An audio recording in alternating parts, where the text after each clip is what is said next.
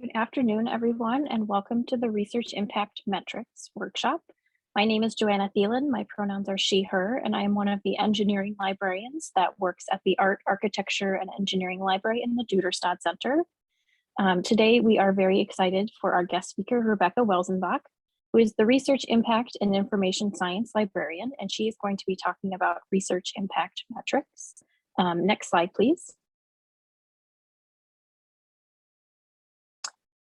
Oh, and I see Rebecca has put the link to the slides in the chat. Just a brief technology overview today. Please use the chat for questions and comments throughout. I know Rebecca will have a few questions she'd like you to answer in the chat. So please have that chat window popped open so you can participate throughout. Please keep your mics muted. You can unmute during the Q&A portion if you'd prefer to ask your questions that way. The closed captioning is available. And finally, this is being recorded, and everybody who registered for this workshop will get a copy of the recording and the slides later this week via email. So again, anybody who registered, regardless of if they attend today or not, will get a copy of the recording as well as the workshop slides. And just a friendly reminder from your friendly neighborhood librarians, there are no stupid, silly, or too basic questions about the library or research impact metrics. We are here to help you succeed, so please ask questions. Next slide, please.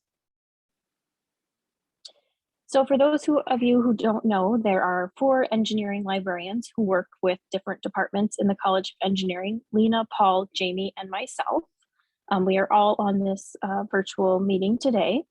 And you can see underneath each of our names are our email addresses as well as the departments that we work with. So if this just looks like acronym soup to you, that's fine.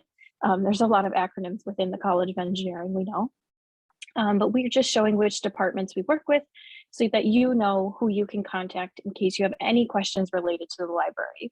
And if you're not sure which one of the 4 of us is the best to contact, you can always just use our general email, which is enginelibrarians@umich.edu. And next slide, please.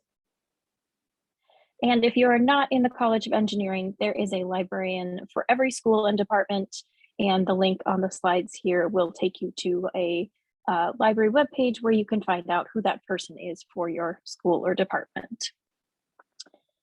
Next slide. One last thing is the vast majority of librarians have an online scheduling system where you can book an appointment with a librarian. So you basically just select which discipline you're in and then select a day and time that you are interested in having an appointment with a librarian. So this is a great way to get some tailored and individualized help from your librarians. And most of us are still doing this virtually with some in person, depending on what your preference is. So I just want to let you know that's another way you can get help from your librarian. Next slide, please. And now I will be turning it over to Rebecca. Great, thanks, Joanna, and hi, everybody. I'm really pleased to be here. I am, as Joanna said, Rebecca Welzenbach, and my 2 roles in the library here at U of M are, on the one hand, the liaison librarian to the School of Information. That is perhaps a little bit more straightforward, just as you have librarians supporting you in the College of Engineering or in whatever school or college you happen to be in. I'm the sort of contact and support person for faculty and students at the School of Information. But the other piece of my job is perhaps not so clear. Part of my title is Research Impact Librarian. And while there are a number of us, many on this call, who have some specialization, some expertise in research impact metrics, in things like bibliometrics, calculating research impact, I am the one in this role who's based in the Hatcher Graduate Library and working sort of across disciplines, and perhaps especially supporting folks for whom some of the common ways that we think of measuring research impact don't always apply. So the way that I like to think about my job is that I want to work with researchers, with scholars like you, to create the conditions under which they can establish a strong public identity, an account of their contributions to the scholarly enterprise, and a persuasive body of evidence for the impact of their work. So yes, I can help you find your H index if that is a thing that you've been asked to provide for some reason. But I also really try to bring sort of some bigger picture thinking to it about what is this number? What does it mean? Is it appropriate to be used in this context? What are other ways that we might talk about the difference that your work makes? So that's sort of how I think about that part of my work. I'm based in the Hatcher Graduate Library as part of the Clark Library on the second floor there. Although these days I'm working largely from home. And with that in mind, I did want to just give you a heads up and apologize in advance. My very needy dog is here with me. Anyone who has meetings with me regularly knows that she's a very present presence, and I'll do my best to have her not bother us. But if I have to step away for a second to let her in or out, I will just let you know. So for today, what I'm hoping for is to do exactly some of this, help our sort of big picture thinking and providing some context around the whole idea of research impact metrics. What are these concepts and terms, and how do they fit in with the work that you're trying to do and that's important to you? So I want to start with a little bit of brainstorming that might inform some discussion, just about what you already know or feel or think about some of these terms and how they apply to you. Thinking about how you can sort of take some ownership and feel empowered to make some decisions about how you tell your own story, and then just sharing a little bit of information about who you can talk to, what resources you can use to learn more. So to begin with, I will ask you to just throw some ideas in the chat. We'll brainstorm for a minute or two. What does research impact mean to you? This can be phrases, terms, ideas. You could say, I have no idea, whatever comes to mind. This is just a little bit of brainstorming to get a sense of sort of where the group is at the moment. And while you're doing that, I will look at the chats that have come in the meantime. Okay, I see Sarah was putting in some logistical details. Great, thank you, Sarah.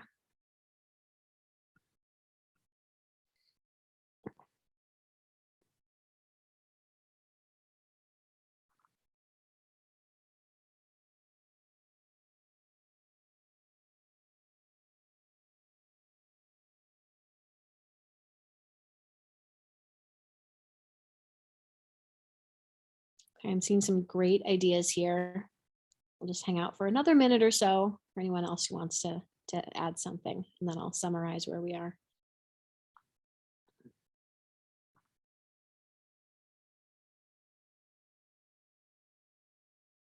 Good. Okay, we've got some great suggestions here. A few people have mentioned citations. So being able to count or see how many others have cited your work. Work that moves the field forward, informs future research. And then I see also some mentions of people seeing your work. So reaching an audience that can access and read your work, practical application of research. So your research being put into the world in reality. And yeah, similarly, I see gets into practice, ends up being taught, contributions to a specific body of work, expressing research with clarity for the reader, so it can actually make a difference because the reader can understand it, or research being seen and picked up by the news or other media. Yeah, these are all facets of what it can mean. So great, there's a nice range there of scholarly impact, sort of public impact, and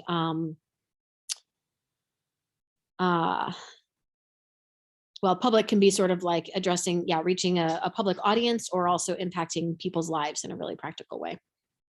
Great. Next brainstorming question. What terms, words, or associations or emotions does research impact bring up? I think the first question I think covered some of this ground. So I'll leave this question hanging out there, but I'm also going to ask you to think about, never mind. I'm going to ask you to think about this one for a second and put your ideas in. The third brainstorming question comes a little bit later. While you're thinking, I'm going to let this troublesome dog inside, and then I will see where we are.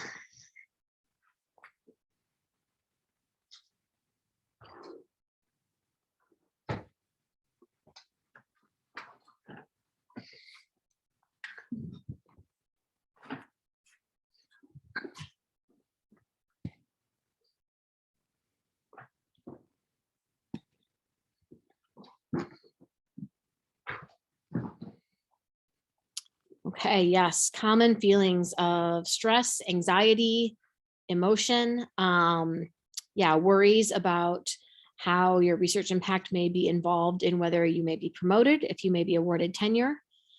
Yeah, difficult to measure, challenges around accurately reflecting research impact, some excitement and enthusiasm to see where work has made a difference. Yeah, like maybe you find good news, it's out there, it's doing something. Difficult to measure, how do we effectively and appropriately and in a valid way talk about the impact of research, the stress and the difficulty of trying to gather that data. And again, that anxiety and stress, very, very common responses to these topics. So I am quite sure that I cannot fix everyone's feelings about this, but I do hope that maybe some of the thinking we'll do together today might at least help give us all a little bit more of a sense of understanding and maybe control over our destinies here. Some anxiety around statistics as well. Okay, great. So it will probably come as no surprise based on the little bit of thinking that we've done here so far. There is, of course, no single sort of standard agreed upon definition of what we mean when we say research impact. The quote that I have here is from an article from 2017 that did a review of many articles that all addressed the policy impact of public health research. And one of the questions they asked in this study was, how many of the articles that talked about impact actually defined what they meant by that? And only about a quarter of the articles included in their systematic review defined what they meant when they talked about research impact. And I think of that small segment, 3/4 of those definitions were drawn from like funding agencies or funding organizations. So oftentimes we're being asked by whoever's funding our research to say something about impact, and perhaps the funding agency is telling us what they mean by that, and we're trying to sort of meet that requirement. So it's a term or a set of terms that are often used without being clearly defined. There is definitely not agreement across disciplines or type of research output about how we might define this term or what exactly we mean when we talk about discussing or reporting on research impact. So that's just something to bear in mind. I think it is not my intention in this conversation to try to assert a universal definition. There isn't one, and there probably won't be, but I think it's just something to bear in mind. If you're applying for a grant, if you're going up for promotion, if you are in some other situation where you're being asked to address research impact, it's worth just knowing and thinking that not everyone will mean the same thing by that. You may want to dig a little deeper to make sure that you're on the same page as whoever's asking you, or if you're working with co-authors or collaborators who come from different backgrounds, that among your team, you're on the same page. That's probably just the first important caveat is making sure everyone agrees about what we mean. Okay. So some of the categories, and in the systematic review that I had just talked about, these were some of the categories that they drew out of their data. And these are many of the same things that you all identified when you talked about what you think of when you think of research impact. There's scholarly impact, often reflected in citations, social, public, economic, clinical impact. So that's sort of very practical, what is happening in people's lives. Policy impact, which is often sort of a middle stage there, et cetera. There are other ways to define this as well, but a sort of scholarly, moving the field or moving the academic conversation forward, effect on people's lives, and then often this sort of space for, policy or government impact is something else. 3 major buckets that people tend to think about. Okay, our last brainstorming question for now: when do you think about research impact? When does this become an issue for you? Is it something that you're pondering daily? Does it come up only at certain times? Let's see if we can pinpoint when this becomes important in your life.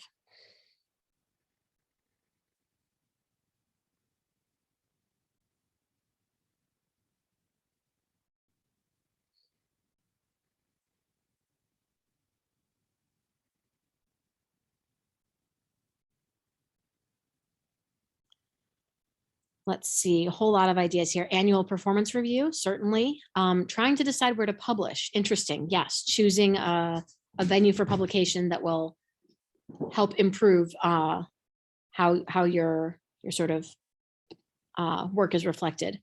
Progress reports, promotion, pulling together an annual department report, tenure promotion. So yes, both at the individual level, as well as perhaps the group or lab or department level, being able to report on your progress and how you've done.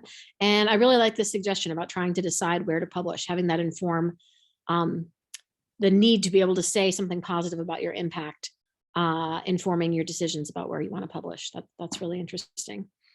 And promoting work of researchers in our research center. So yeah, again, at the center or department or unit level, wanting to present a narrative sort of across all of those about impact. Great, these are all excellent ideas. I think the only really major one that I often hear folks say that I don't see in the chat here yet is grant applications, which often will ask for some sort of either report on your past, the impact of your past research, or your anticipated sort of predicted impact of the project you're seeking funding for. Yeah, grant applications and funding requests.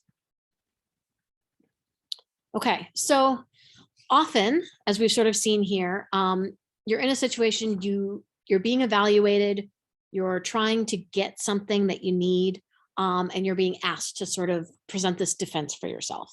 And that can feel really stressful. You're maybe having to look for data that you don't usually use or interact with. You have to kind of come up with this persuasive case to make that is maybe just really what you want to be doing is your work, right? and having to do this extra piece can feel, especially when in a way that feels like it could really impact your career trajectory, can feel quite stressful. So my hope today is that we can do some thinking together, some reflecting together in a way that will help this feel less like a thing that happens to you and more a narrative and a story that you are creating as you go along in your work. So in the rest of our time together, we're not going to be delving into the details of exactly how to define and calculate particular metrics. That is something we in the library can help you with, whether me or one of my other colleagues on this call who have expertise in this area. We have resources that we can point you to on that also, but we're not going to be delving into those details today. We're going to be approaching this topic in a little bit broader and different way that I'm hoping will help it feel a little bit less stressful when these moments and opportunities come up that you need to produce some information about the impact of your work. So the framework that I'm going to use today to kind of talk us through this is called SCOPE. Unsurprisingly, it is an acronym, another acronym that I will add to the table. And it's a framework that was developed by Laura Hemanen and Lizzie Gadd, who are both research administrators and research impact experts in the UK. They came out with this a couple of years ago, and it's just sort of really a way of thinking to help walk you through how to kind of make decisions about and ask good and critical questions about any sort of research impact assessment process. It's a little bit tricky because, again, so often there are really important power dynamics in these conversations. The person deciding how research impact will be measured is perhaps the same person who's deciding if you will get your funding, if your position will be continued. The person who's doing the reporting doesn't always have the authority, well, usually doesn't have the authority to make those decisions themselves. So this is less a recommendation of exactly like what you might be able to do on your own. Very likely you will be in a position where someone asks you for something specific and you kind of just have to provide it. But I do hope that this will still give you some sense of insight and ways to understand what you're being asked for and perhaps supplement what you're being asked for in ways that make it a little more meaningful for you. So what do I mean by all this? Let's get into it.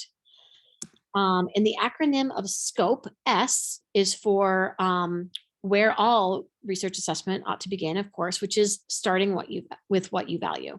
So the questions that we ought to be reflecting on here and thinking about are, before you're deciding how to measure something, to come up with some sort of metric or index for saying something about the impact of work, you have to know why you're measuring and what it is that you really want to know. What question are you trying to answer? Are you trying to say something about the importance or uniqueness of your work, what difference it has made, how what your markers of success are and how you can quantify them, how large of an audience you've reached, geographic area where your audience is or where the difference has been made. What question are you really trying to answer here? Even just how prestigious is your publication venue?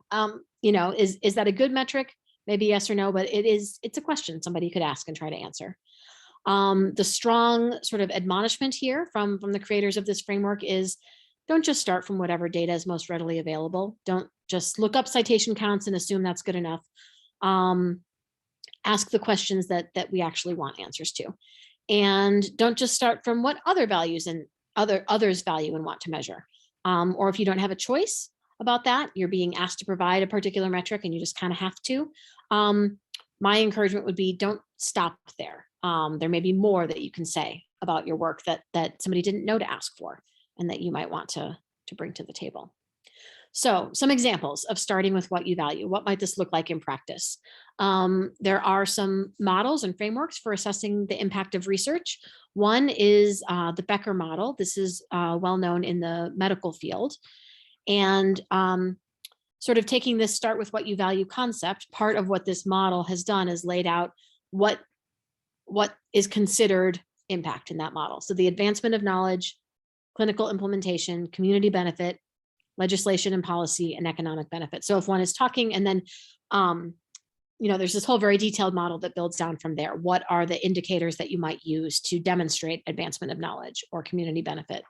But they're very explicit in labeling, we don't think that impact is just one thing. We don't think it's just one number. We're identifying the things we care about, how we will know if research has made a difference and been valuable, and then we will ask you to speak to those different things. Here's another example that is a totally different approach. This is the Humetrics HSS movement, and this is a totally different style of thinking about the impact of scholarship. It's an effort that came out of Michigan State University that is still sort of growing. But the whole question that has driven their project is when we are evaluating individual researchers, so often traditionally we reward behaviors that perhaps are not actually very collegial. We reward folks who publish frequently, who do a lot of research, who get a lot of funding, and those who actually are bearing a lot of the burden of mentoring new students, doing advising, doing a lot of teaching, serving on committees are actually not getting credit for that and are doing really, really important work that isn't always valued. So this project attempts to set out sort of a whole different set of values, again, articulating those values first, and then working backwards toward how would we actually measure those and provide evidence for them. So this is a totally different style. This is less about looking at the impact of a particular research article, but the question they purport to answer is, what would it look like to describe a scholarly life well lived? So this is really about the individual, but what would it look like if we asked people to show great strength and progress in equity, in openness, in collegiality, these things. And quality is still there, rigorous scholarship, but making that part of a matrix of how we live as scholars. So just a completely wildly different example, but another way of starting with what you value. The C in scope stands for context considerations, and this gets into a little bit more of the nitty gritty. When you're coming up with a metric or an indicator, some real concrete way of describing your work and the difference it's made, you should be asking questions about what entity are you actually measuring? Are you looking at an individual, at their article, or at a whole center or department or institution? And making sure that the number, the indicator that you're looking at matches. So a real common mistake that's made here is using a journal impact factor to say something about the quality of an individual article. A journal impact factor is calculated by looking at a journal as a whole.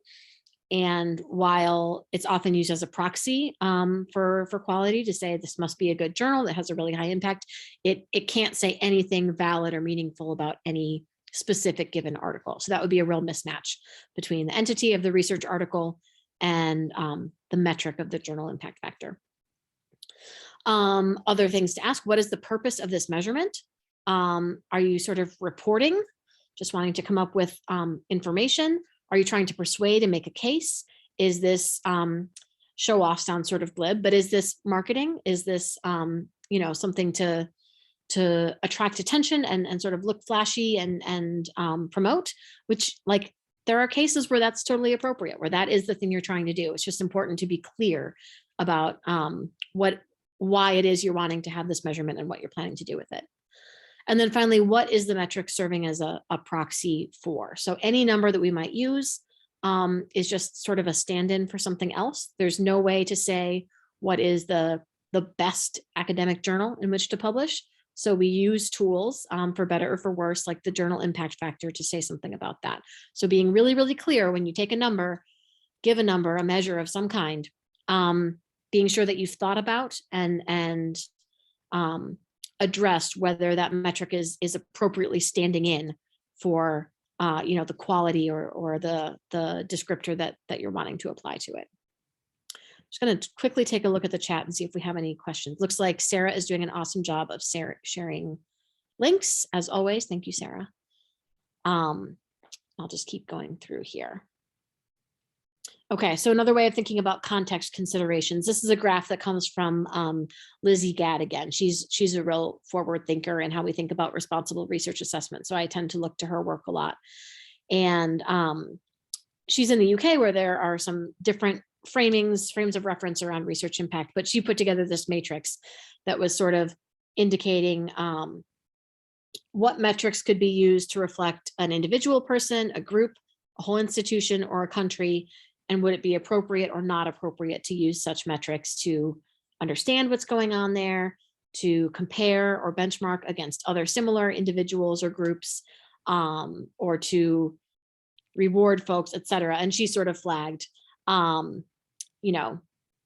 okay and not okay applications of different metrics there. So this is just sort of, again, an illustration. This is not something that I use or am recommending that you would try to use necessarily, just sort of ways that people in the world are engaging with these questions. The O in scope is options for measuring. So again, right at the beginning, we talked about don't just start with the data that you have or that is obvious or that has been given to you. But yeah, work from what you want to know, in what context are you thinking about it, and then, and only then, come to, okay, what are the appropriate ways to actually answer that question? I think we often jump right away to thinking about quantitative metrics for research impact. Things, again, like an H index or a, other formulas that attempt to correct for some of the problems with things like H index, like a field weighted citation ratio, which is a whole different formula that we're not getting into today, but really calculated measures of impact that are often based on counting citations in different ways, basically, and then normalizing them in different ways. But it is also perfectly legitimate to talk about qualitative ways of talking about research impact, more anecdotal descriptions of, who was reached and what decisions were made, or how a piece of research informed a policy document. When we talk about traditional research impact metrics, we're often talking about things like citations, some sort of bibliometric measurement, how research publications interact with one another, who is citing who, and what narrative do we want to sort of account for out of those citations. When we talk about alternative metrics, there's a whole sort of universe here that we could be talking about, but usually alternative metrics has to do with the sort of attention and engagement that a work is receiving on the web. So it can mean social media mentions or engagement. It can mean mentions in the news or on blogs. There's sort of a range of things that can be included there, but it often is taken to mean any sort of way that we would talk about impact and discussion of your work that is sort of outside of the scholarly citation counting type of approach. It's important to think about how many indicators are being asked for. A best practice would always be to have at least sort of 2 or 3 indicators for everything you're trying to measure.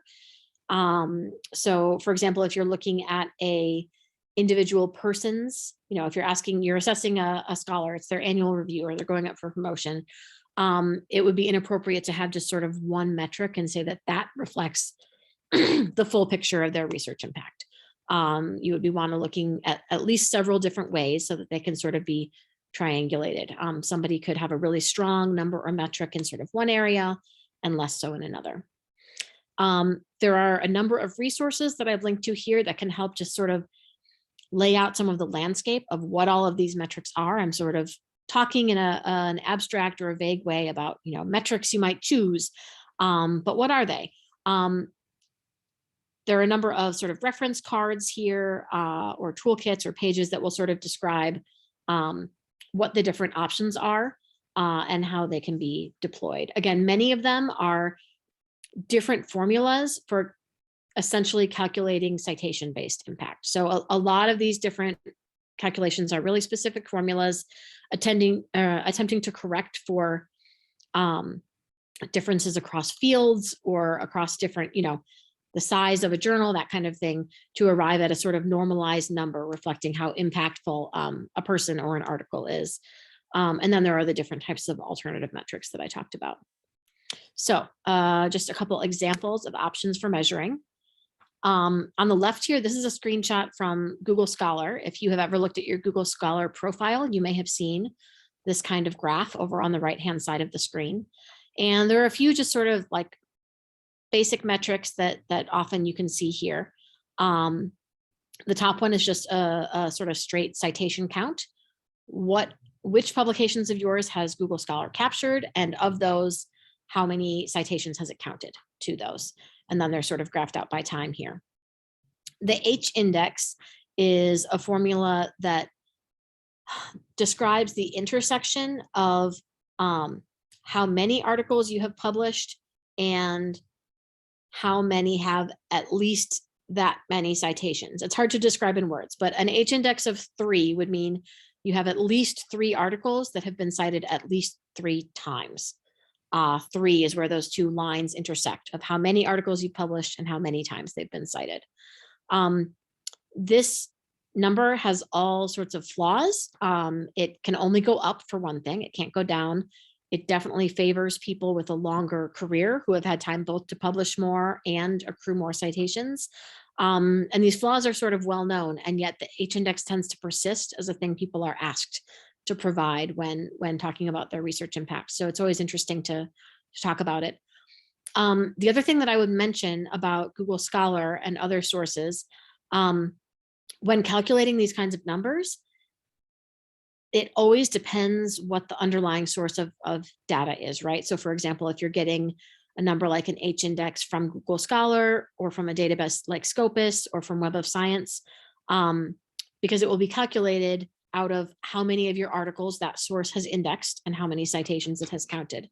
So your H index will always look different from place to place, particularly in Google Scholar. They have a tendency to add and drop content sort of willy-nilly. People will just find that things have disappeared from their profiles with no explanation. And there's not much that any of us as individuals can do to force that to be corrected, unfortunately. So it's true in every source, but particularly in Google Scholar, the H index and citation metrics from there can be pretty unstable. And so that's just something to be aware of and be cautious of. This screenshot over here on the right side of the screen is an example of a sort of a view, a details page from a tool called Altmetric. And what Altmetric does is it basically tracks links that go back to scholarly articles that it knows about. So it is kind of looking across the whole internet or much of the internet, and we'll find mentions in the news, in social media, citations in Wikipedia, even mentions in videos, and come up with this sort of representative icon that talks about all the different places that are talking about your work.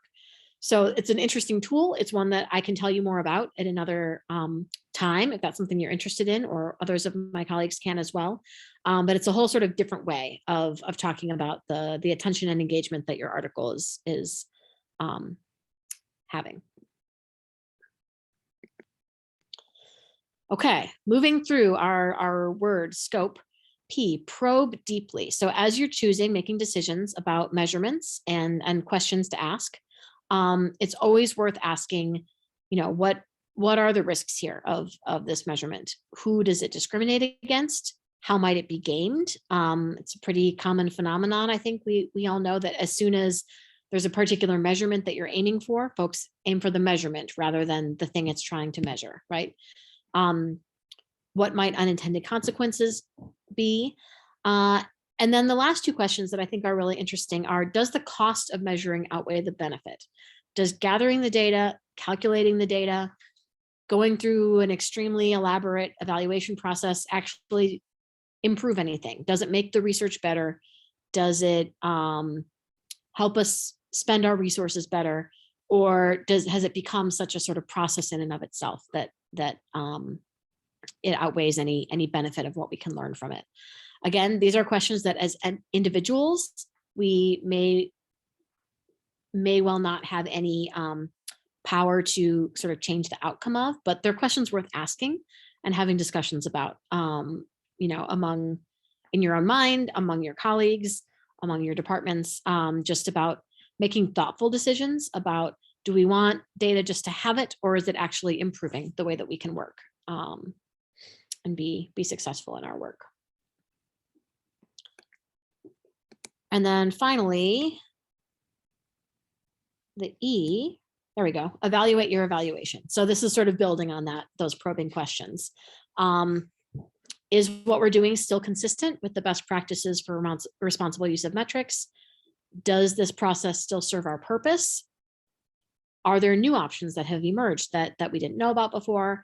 And is this working? How could it work better? So it's just sort of an exhortation to not choose some number, even if you've chosen it in the most thoughtful and responsible way possible, and then just keep it for 40 years, but to consistently be thinking about this. Is our evaluation process working? Is it valid? Is it worthwhile?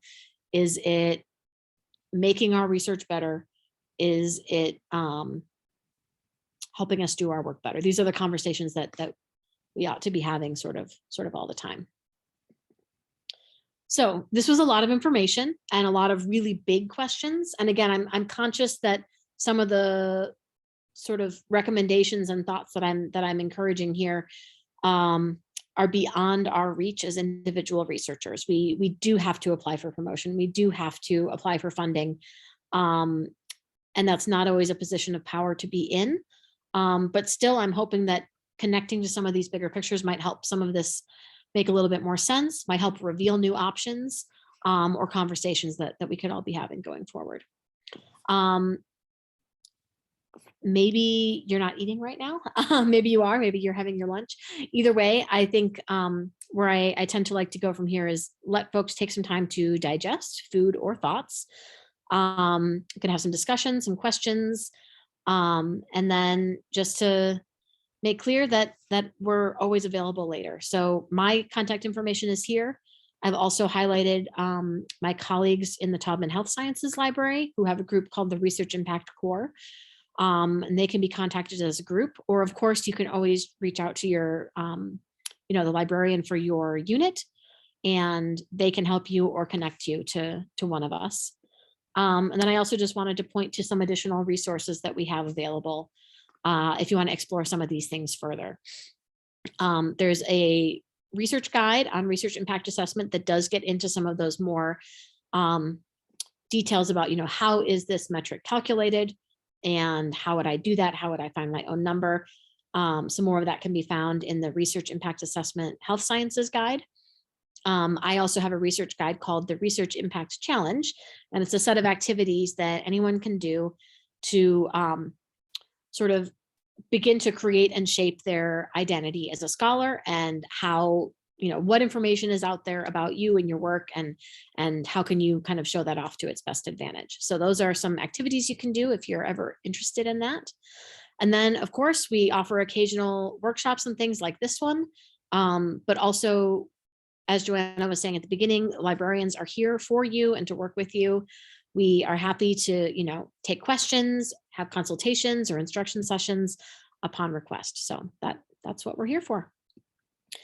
And with that, I will leave you with this beautiful picture from inside the Hatcher Library Reading Room, and we can open it up for some questions and conversation.